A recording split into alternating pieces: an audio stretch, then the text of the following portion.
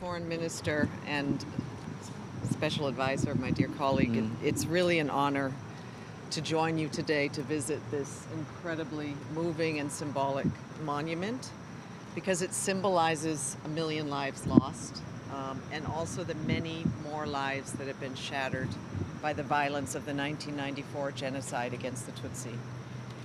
It is also a representation of the hope for a renewed future, and that's why it says remember, unite, and renew.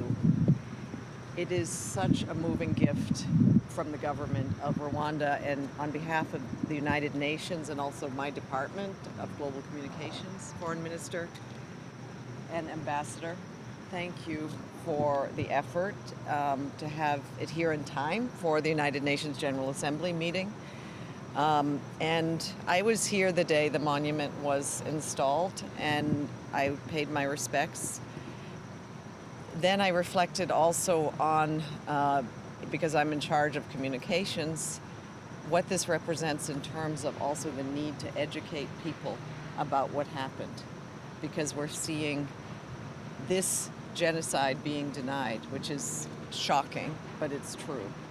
And so we pledge to you as the Department for Global Communications that we will continue to educate the public about what happened. We will continue to try to work with the platforms to get them to remove any genocide denial content, because we need people to know what happened so that this could never, ever, ever possibly happen again and again. And so we will speak out against hate speech, against genocide denial, and we will educate around this genocide so that we can prevent any further genocides from happening again. So thank you so much. Thank you very much.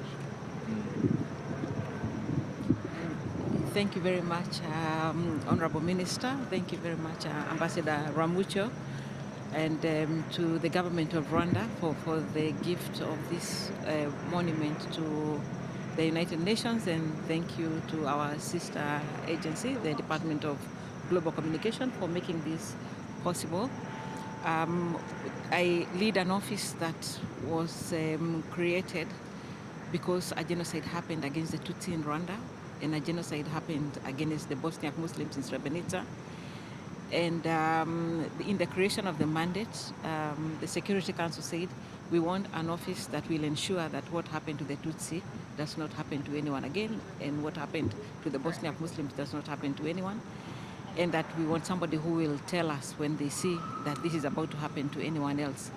So this monument symbolizes so much. It symbolizes the fact that we remember, and in remembering, we are remembering not to forget, but in the same breath we are renewing, we are giving hope to the young people who come after us, and who need to know that what happened were human beings rising against other human beings. And in Rwanda, the specifics were so incredible. Family members were killing family members on the basis of identity. Neighbors were killing neighbors. And the Tutsi people were hounded from every part of the country that they were in. And so we say thank you very much for this monument, but at the same time, again, renew the commitment that as the United Nations, that not only will we speak out when we see anything like this happening, but that we also do all the communities to whom genocides have already happened a voice, that we cannot allow first for a genocide to happen against them and then for them to be the ones saying this happened to us, that we have to speak for them, and that we also have to ensure that we call out genocide deniers and call them out for who they are. They are criminals. They are war criminals, and they need to be held to account. They need to be brought to book. So just saying again, thank you very much. And to everybody who is here for the UNGA, for the UN General Assembly, we ask you to take a walk into this beautiful garden and come to this flame and just reflect because we came here to try and solve the problems of the world. And as you are going back to your country, just reflect on what happened in Rwanda so that it does not happen in your own country. So thank you very much, and I'm once again deeply appreciative. Thank you very much. Thank you, Undersecretary Melissa Fleming, and thank you, Special Advisor Nderitu Wairimu, for organizing this event, and most importantly for this genocide memorial. We have many genocide memorials around the world. I don't know, we may be now at 35 genocide memorials outside Rwanda, but this is certainly the most beautiful, as I can see it, and also the most symbolic, because we are here now in New York at the headquarters of the UN, United Nations, that was created after the Holocaust, another genocide, and we had pledged never again. We had pledged to prevent successive generations from the scourge of war, but also the scourge of mass atrocities like a genocide. Unfortunately, this didn't go as expected. 30 years ago, not far from here, the Security Council had failed Rwanda at that time, where not proper action was made or taken to prevent or stop the genocide. But lessons were learned afterwards, and your position actually was created also to address this issue that we faced 30 years ago.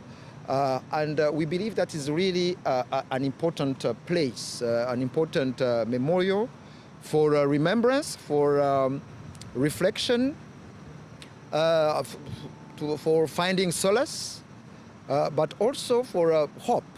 I really appreciate the fact that it's a flame of hope. It is a flame of remembrance, but a flame of hope.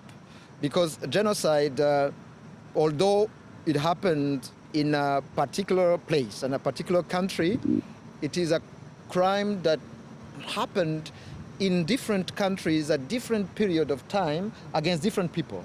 So meaning that is a process that can happen everywhere.